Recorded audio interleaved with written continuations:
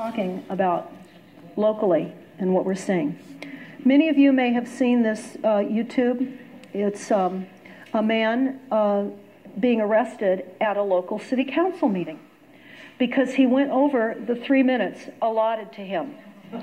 Now, many of you sitting in this room, I know, have attended meetings. I can tell you that we attended a meeting at the County Board of Supervisors, our concerns about fluoride. And there were many impassionate people at the microphone talking about fluoride. And they had law enforcement waiting in the wings, and anyone that went over the 3 minutes, the County Board of Supervisors gave a little hand sign. And the officers would approach whoever was at the podium and attempt to escort them away from the microphone. Now, Santa Rosa is not quite as harsh in their city council meetings. If someone impassionately goes over their 3 minutes, they turn the mic off. And they'll say, "You're disruptive, and your time is up, and we're having a 5-minute break." And that's how they disable us. You've had your say, now go away. That's what we're hearing. Now we're going to see more and more frustrated people behind that mic at our city council meetings, airing their grievances, just like this man. He passed out to the people that were there at that meeting and to the board a packet of information on violations of personal property rights. They were telling him that there were code violations on his property that he needed to fix. They wanted him to disassemble a boat dock, apparently they had had for many, many years, and other aspects of personal property. And he was not getting any redress from the city. They weren't talking with him. They were coming on his property and threatening him. And he was saying, how can anyone have a business in this town? There's no communication. I can't talk to you. You're coming onto my property. He was very civil. This doesn't look civil because now he's being arrested. In fact, as I looked at the video, I was surprised that he was actually cuffed because he was standing there behind the mic very nicely talking to the people in front of him. Now, what's happening with that picture? Let's talk about that. This is what's happening with that picture. Our cities are all incorporated. So what does that mean? They're listed on Dun and Bradstreet. Now, this is a page from Dun and Bradstreet that I pulled on Sebastopol. It's incorporated, all caps, Sebastopol City Incorporated. And they're doing business. They're a private business listed on Dun and Bradstreet for profit. They're a private business. Right under the city of Sebastopol is listed Sebastopol Bearing and Hydraulic Company, Inc. Under that is Sebastopol Union Elementary School, again, an incorporated private for-profit business working for the government, for the corporate structure, implementing Common Core. Then we have under that Hot Monk Tavern in Sebastopol. So here we have a private for-profit corporation called the City of Sebastopol taking grants and signing and indebting all of us, just as Santa Rosa is, to paying back money that you know nothing about. They're incorporated so they can sign contracts and sign grants. That is the purpose of being incorporated. And they're enslaving us. That's why cities across America are going bankrupt. One of the reasons, I'm sure, why Cotati recently declared a financial emergency. So they're incorporated, they're doing business, and they're listed on Dun and Bradstreet. Then I went to the city of Sebastopol to get their public policy. It's a corporate public policy. Now, corporations have a public policy, and it's called the Delphi technique. It was invented by the Rand Corporation, and we've all been Delphied. At every single level of public meeting, at every single level of corporate meetings that we attend. And I can assure you, you're not being Delphied tonight. But I can tell you, before the holidays, we attended a number of Climate Action Plan public workshops. And they are not interested in a conversation. We're going to have a conversation after this presentation so we can talk about everything. But the public policies are corporate public policies. Again, they control what you say. They don't listen to you. They don't have to. They don't work for you. Your city councils, the county board of supervisors are corporate employees. They get their paychecks from the corporation. So does police. So does fire. You're going to have to think about that. And I urge you to go to stopthecrime.net and go to the Climate Action Plan link and get more information on this. Okay. This is a grant. This is why our cities and counties, states, federal, that's why they're all incorporated. Grants are their paychecks. This is a grant that we got from Sonoma County on the Climate Action Plan. This is only one grant of many that they've signed you on to implement you know nothing about. And you have to pay it back. And they're going to increase your taxes. This grant is only for $1 million. This is a grant that they're going to share within all the jurisdictions of Sonoma County. So in other words, all the cities are going to get a piece of this pie. Sonoma County.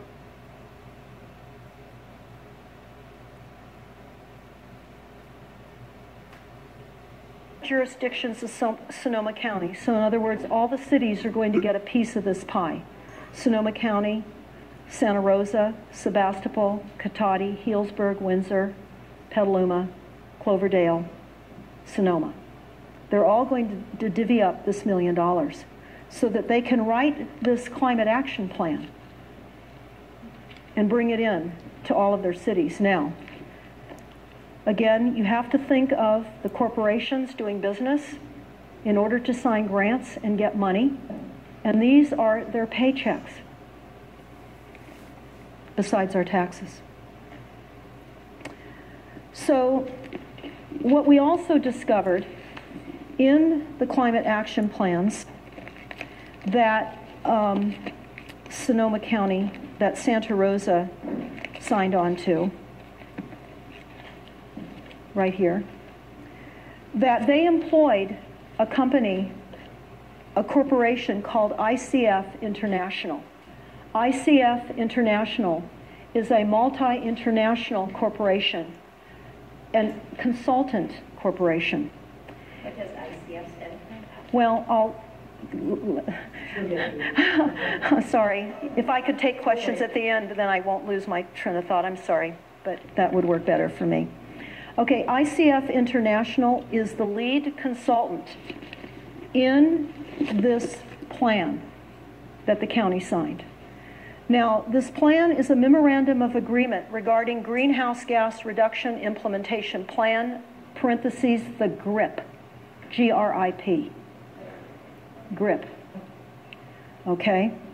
And $1 million just to initiate the beginnings of all the plans in your cities right now. It's called the GRIP, Greenhouse Gas Reduction Implementation Program.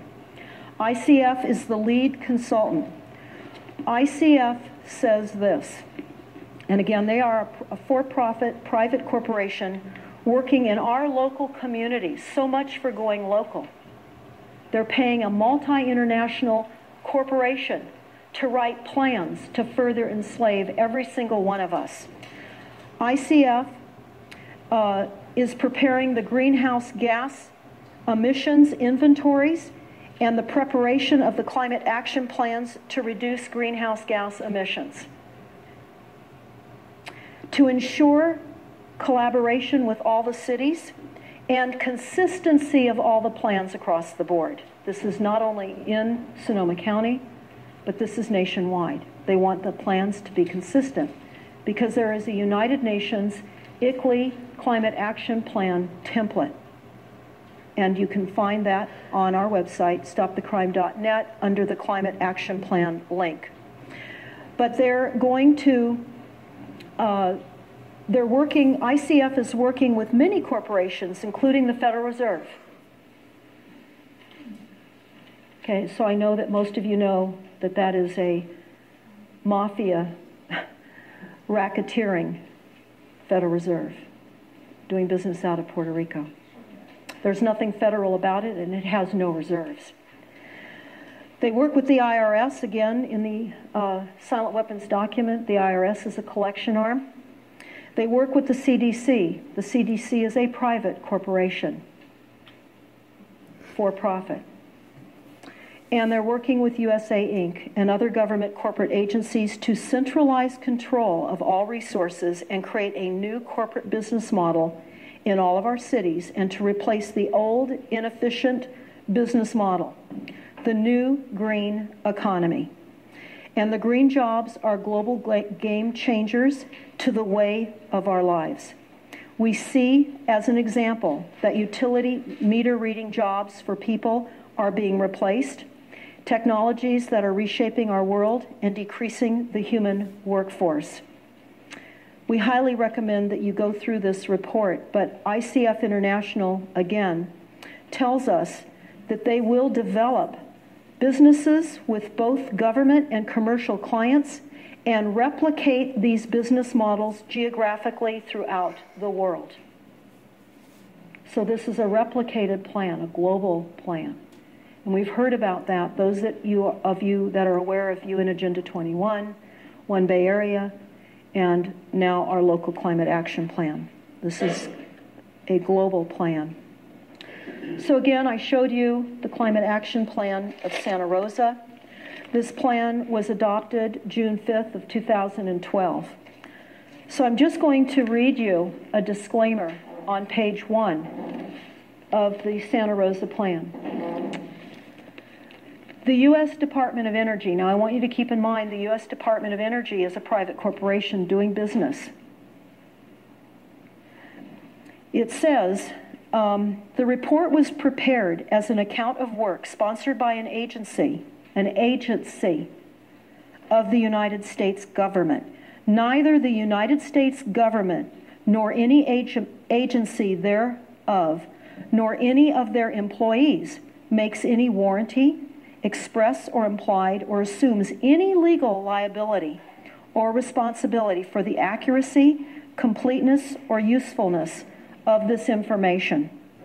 They go on to tell us that the product or process disclosed in this report represents that its use would not infringe property-owned rights. In other words, they do not guarantee that it won't infringe upon your property rights. Now, what is this climate action plan intending? What do they want to do? Well, first, it's important to understand that this is another grant, a different grant than the one I showed you before. And this plan is funded by a generous grant from the U.S. Department of Energy as part of the American Recovery and Reinvestment Act of 2009. The city applied for this money. They filled out the grant form, which is a bribe.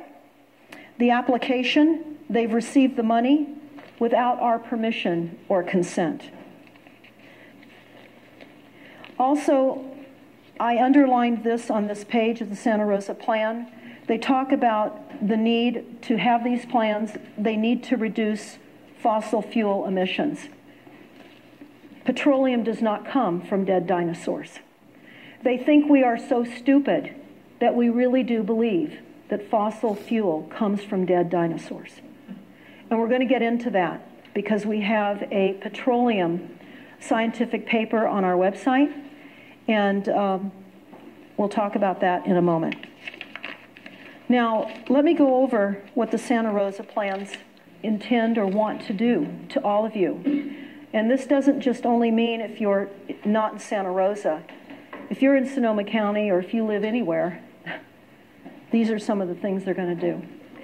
Now, it's real important that I explain to you that Santa Rosa has the most stringent plan in the country.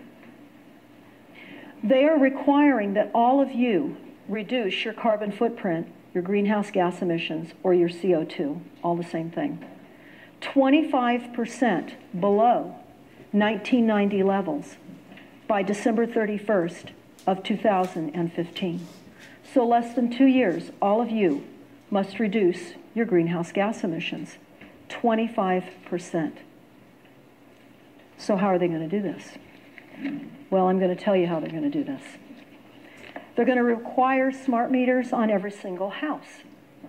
So the opt-out was only an appeasement plan, nothing more. So everyone that has been fighting against the smart meters for the last few years are going to be required under these climate action plans to have smart meters.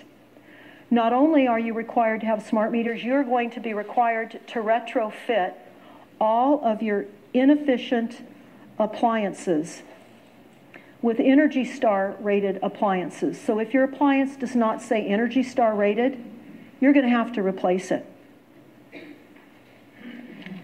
And they're not done with you yet. I'm only beginning. Now, what is important to understand about these plans, beyond the fact that they're requiring smart meters, is that these climate action plans in Sonoma County, there was a timeline. Back in 2001, they were committed to reducing greenhouse gas emissions. Back in 2005, all our jurisdictions adopted the target for reducing emissions by 25% below 1990 levels by 2015. So 2002, 2005, 2008, community climate action plans created by the Climate Protection Campaign. So while you're all working every day, paying your taxes, and being dutiful citizens, you have a bureaucracy that's working for a corporate structure to bleed your assets dry, absolutely to steal it all from you. Now, in 2012, they tell us, of course, that Santa Rosa adopted their plan, and they did, again, on June 5th of 2012. Now, they've identified the areas in Santa Rosa that they have to reduce greenhouse gas emissions. So I'm going to go over those areas.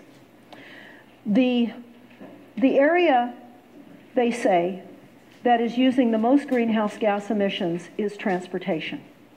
They want you out of your cars. So they're targeting that. They're going to have, they're proposing one day a month or a week where you don't drive your car. Now, I've looked at the Pittsburgh Climate Action Plan. They want Fridays to be carless days, and they want to expand upon that. They also are requiring that you do not idle your car more than 5 minutes. Now, they realize that that's going to be difficult to police, but that's why they're going to have your neighbors watch you. And if you idle your car more than 5 minutes, they can report you. And of course, the black box in your car is going to give you away, so you can't sneak around that one too much. But you'll get a warning the first time, you'll get a fine the second time, and the fine will go up the third time. So that's going to be enforced. But that's a minor aspect of the plan. The next aspect that they're targeting is building. Building is too much greenhouse gas emissions. Then agriculture. They tell us that methane gas released from manure is unsustainable and requires the reduction of greenhouse gas. They get into solid waste, they get into water, and they go on and on. So what I want to tell you is what you're seeing there on the screen. And that's a collection from a number of the climate action plans that we've looked at across the country. Now, Sonoma County, again, has the most aggressive target dates of any place in the country. And they say in the Santa Rosa Climate Action Plan specifically that you must no longer use gas appliances or gas equipment. So we looked at that and we thought, what do they mean, not using gas appliances or gas equipment? And only Energy Star rated. Well, we did some homework on that. We found out that Energy Star rated appliances and equipment do not manufacture anything in gas. So they're eliminating gas. They're narrowing down your ability for resources so they can charge you more for electricity, which they can monitor with the smart meters. Now they want to monitor everything with the smart meters. That's the goal. That was the goal in technocracy back in the 30s. They want to monitor all energy consumption. So ultimately your propane tanks will be monitored, your private wells will be monitored. They want to monitor it all. And that's why they want the RFID chipped appliances, so they can monitor if you're using your oven. Now, when I was doing some research on smart meters, I discovered in Europe, IEEE, which is the electrical and electronics engineers, they were scratching their head. They had just gotten out of a Delphi meeting. And these engineers that worked for IEEE said, what is going on here? They're telling us we have to put in smart meters because of global warming. But global warming hasn't even been decided upon. So we have these very smart people leaving meetings, scratching their heads like many of us do when you've been Delphi'd, because you've been led. Anytime a meeting is shaped with an outcome that is a required outcome, they manipulate all of you. They have a trained facilitator that leads the group. They ask the questions.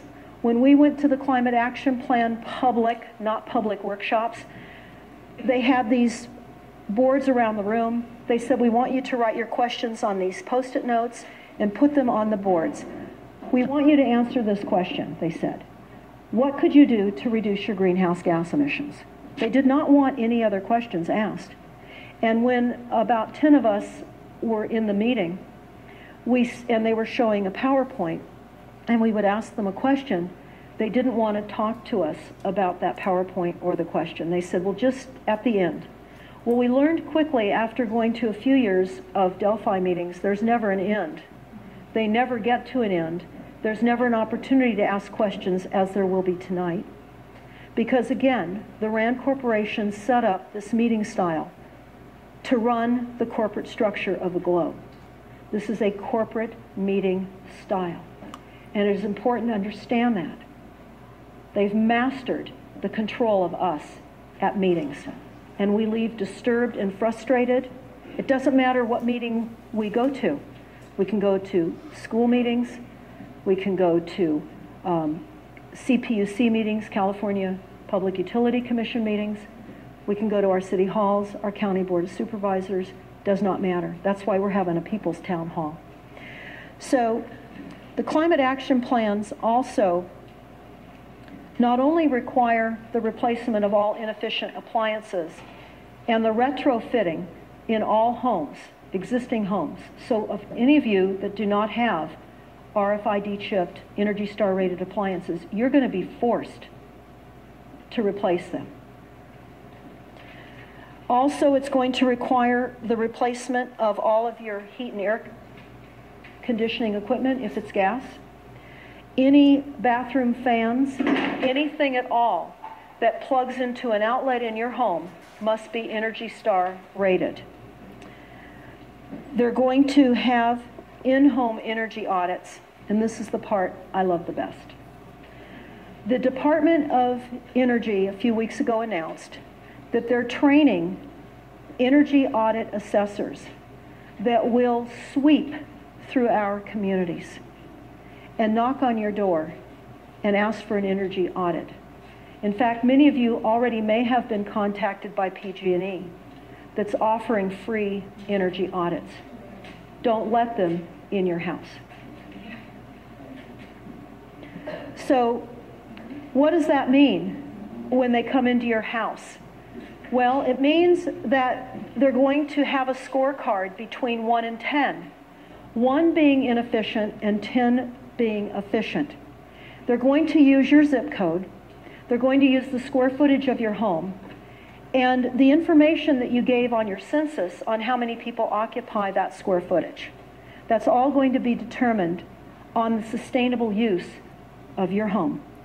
They're going to bring in equipment. They're going to test, for example, the lighting. If there's any air intrusion, they're going to test the windows to see if there's any leakage. Now, some of this is not a bad thing. Some of us might want to know how we can upgrade things in our house, and that's fine. Weather stripping. But they're going to require possible increased insulation in your roofs and in your walls. They're going to require down the road that you paint your roofs white, and that you have all of the required appliances. And you're going to be written up. You're going to be on a massive data bank. And they're going to require that you implement all of this. But not to worry. They've arranged for loans, green loans. They're going to, well, I wanted to show you this. I'm getting to the loans. But this is actually a sign in part on the 101 freeway at the IKEA dealership. And the top of that sign says, "Kiss your gas goodbye." So that gave us the idea that we can all kiss our gas goodbye, because the Energy Star appliances are eliminating gas appliances and gas equipment. In fact, we made some calls to some of the local appliance dealerships to ask them if they knew that they were going to have to quickly sell all of their gas appliances, and if they knew about these climate action plans. They said they didn't know about these plans, but they didn't believe it. And it's written in the plan. All they have to do is go and look on the Santa Rosa City website and pull the plan. That's the problem. We don't believe what the plans tell us. And we need to start paying attention, because this is happening. And we need to know how we can fend off what we see happening. These are the opportunity for you to get financing for your required retrofits. If you do not retrofit your home, you are in violation of energy codes. They're bringing in additional assessors for energy audits and code enforcement. Now, there will be different levels of target dates for implementing these plans, and they're going to become more stringent. Santa Rosa's first target date is at the end of 2015. The United Nations first target date is 2020. And the next target date is 2035. And the final target date is 2050. I'm going to get to that in a minute. 2050. They don't want too much greenhouse gas emissions. But they're going to give you loans. They're going to be simple interest of 7% between 10 and 20 years, and they're going to be collateralized against your home. And they're going to allow tenants also to have loans. So what does that mean? Think about that. I have to actually call and find out. Because I can tell you that our tenants in Southern California were able to authorize Southern California Edison to climb onto our second-story buildings and implement black boxes on our heat and air equipment to monitor and to turn off the heat and air when they needed to save power. And when we had a repair on our heat and air equipment, that attached black box negated our warranty. And we did not know these black boxes were on our properties. But that's okay. They're going to also have green leases. They're going to have stakeholders work out green leases between tenants and landlords to help them work together for energy efficiency. So I spoke about the home invasions of the Department of Energy. You can see the full article on stopthecrime.net under the Climate Action Plan link. Again, as I explained, they will have a scorecard, and they are going to track your home. If you try to sell your home and it has any unresolved required retrofitting, that will have to happen before you close escrow. Now, again, what is the real goal of energy? Well, we found this on the U.S. Department of Energy website. This is page 83. Now, the U.S. Department of Energy is a corporation, a private corporation doing business. And I was a bit stunned when I read this. Maybe it'll affect you the same way. At first, I had to read it, and I had to read it again. Because the real goal of energy use is aiming for zero. They say this is the ultimate goal. It's not to use energy. The most efficient energy is energy we do not generate. This is not a technology, it's a behavior modification, or learning to live in a new reality. If any of you have seen the Hunger Games, we're heading towards the real Hunger Games. That's what we're heading for. And this is right out of the Incorporated Department of Energy's website. They are doing business. They are a private corporation, and they do not serve any of us. Now, I found it interesting when I listened to Bill Gates on TED Talk, because Bill Gates said something extremely profound, at least it seemed profound to me. He said that there was an equation to reduce greenhouse gas emissions. And he said the first part of the equation started with the P for people. And he said that the world has 6.8 billion people, and that's headed up to about 9 billion. Now he says, quote, "Now if we really do a great job on new vaccines and healthcare, reduction of health services, we could lower the number of people." Now you can go to our website, and right underneath this particular page, we have the link to the Bill Gates TED Talk, and you can listen to Bill Gates say that. Now, Bill Gates goes on to further say if he only had one wish, only one wish, he would want there to be 0 CO2 emissions by the year 2050. Now, we're all dead if that occurs, because we need CO2. The plants survive, the earth survives, we survive. Somehow or another, we weren't in school, and we didn't understand that we need CO2 emissions. And the bulk of the population now believes the demonization of CO2 emissions, just like fossil fuels are dead, decaying dinosaurs. Now, this is a climate action plan poster that we created. They refer to the climate action plan as CAP, C-A-P. We've rebranded it. Of course, it means controlling all people. But what is important to understand is what occurred in the 30s with technocracy. Before they had computers, before they had the level of technology, again, Kennedy warned us in his speech, we're in a monolithic, ruthless conspiracy that's conscripting technologies, and our technologies have been conscripted, and they're at least 100 years ahead of technology that we don't even know about, minimally. So I can say to you that they schemed the idea of massive data collection back in the 30s, and they realized in order to create a centralized government, they had to monitor all distribution of energy resources, and it had to be measured on every individual person. Now, when you look at the New World Order Exposed document, you find that they could also tell if you had house guests by the level of monitoring in your homes. So again, this is the creation of a centralized government and a registration required program, and that's one of the purposes of the 1 million square foot NSA data collection center in Bluffdale, Utah. Massive data collection. Now, I went to a recent Santa Rosa meeting, and I thought you would all be very interested to know what I discovered on the agenda. I was looking over the agenda, and I saw something very troubling.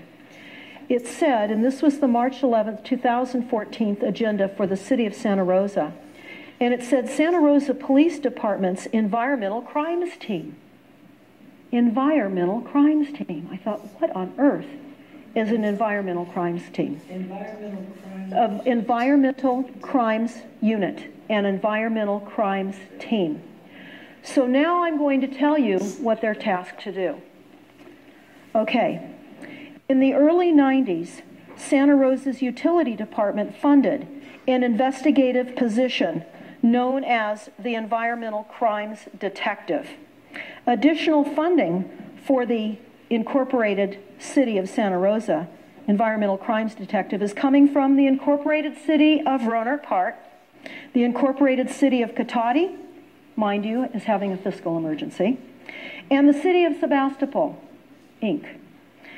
This is a trailblazing program, they tell us. It's an environmental crimes unit that has the ability to employ all the same investigative resources used to investigate other crimes like homicide, theft, conspiracy, fraud, robbery, and gang violence towards environmental law enforcement. They go on to tell us that they will conduct interviews, collect evidence, and obtain search warrants and make arrests. They will go on to their tasked with permitting and inspecting businesses. They respond to complaints concerning air, water, toxics, and pesticide pollution. And I'm not done with the list. But what I want to tell you, when I saw this on the agenda and I went to the meeting, and I went down to the microphone for my say your piece and go away, and the environmental crimes team was there in the meeting, I said, I have to report an environmental crime. I have to report the frequencies of the smart meters. And I gave them some documentation. And I said, you must go out and you must arrest all of the council members because they have implemented the climate action plan that's requiring these dangerous biohazards on all of our homes. But I said, I know you can't, because you're employees of the corporation and your checks come from the corporation and you're not working for us. Just as all of these seated corporate employees sitting in front of me work for the corporation. You don't serve us. If you served us, we would have a reciprocal dialogue at meetings. We don't. Have your say and go away. Turn off your mic if you go a few minutes longer. The other aspect of what they're going to do is they're going to, the city and county attorneys will seek criminal prosecution. They will identify and locate and hold accountable anyone responsible for violating environmental laws. So we're now looking at the climate action plans. They will also use other state, local, and federal entities. In other words, they will sic other corporate agencies on you, like the USDA, like the U.S. Forestry, etc. They go on to tell us that they will uncover to identify and secure evidence. They will use high-tech equipment and advanced surveillance techniques, including remote video surveillance and GPS technology to track vehicles and other equipment. They go on to say informants will play a large part in investigations, especially if an informant has worked for a business under investigation. They tell us, too, that the techniques are utilized to document the activities of businesses leading to criminal prosecution. And then they say how they're going to work with the EPA and how they're going to help train other police departments to have environmental crime units as well. And they're planning to do that because they are criminalizing anyone that is not implementing the new laws to reduce your greenhouse gas emissions. Now, let's talk about what the plans are really about. Okay, you really can't see that chart, but I'm going to tell you what it says. You can see the top, potential climate change and health effects. This is what they're saying will happen to you if you do not implement these climate action plans. Going along the colored column to the left, they say this is what's going to happen to you if you don't reduce your greenhouse gas emissions. We're going to have increased heat and weather events, increased air pollution, floods and droughts, wildfires, storms, changes in weather patterns, higher food prices and food scarcity. We're going to have sea level rise, storm surges, and longer red tides. Now, what are going to be the human health causes if you don't reduce your greenhouse gas emissions? Phony, fake science. It's consensus science. And they're telling you, the corporations are telling you by this graph, the plans for you, because they control the weather. Now, we have to acknowledge the fact that they control the weather. So, what is going to happen to you what is going to happen to you? And we're going to talk a little bit more about the geoengineering programs in a moment, but not too much, because that's also another entire topic. But the gray area going down on the right, these are your health problems if you don't adhere to retrofitting your appliances. They're saying that you will have health-related illnesses that could cause death, worsening of chronic health conditions, increased respiratory illnesses and seasonal allergies, injury and death, again, waterborne and airborne illnesses, foodborne illnesses, displacement, stress-related disorders, mental health impacts, increased hunger, decreased nutrition, injury and death. And they talk about how we will have increasing mental health impacts. Now, in a crazy plan like this, who wouldn't have mental health impacts? Now, what you can't read underneath is that if you go to the corporation called the CDC, they'll give you a longer list of the ailments that will occur if you do not adhere to these climate action plans. The CDC is a private corporation doing business for the corporate structure.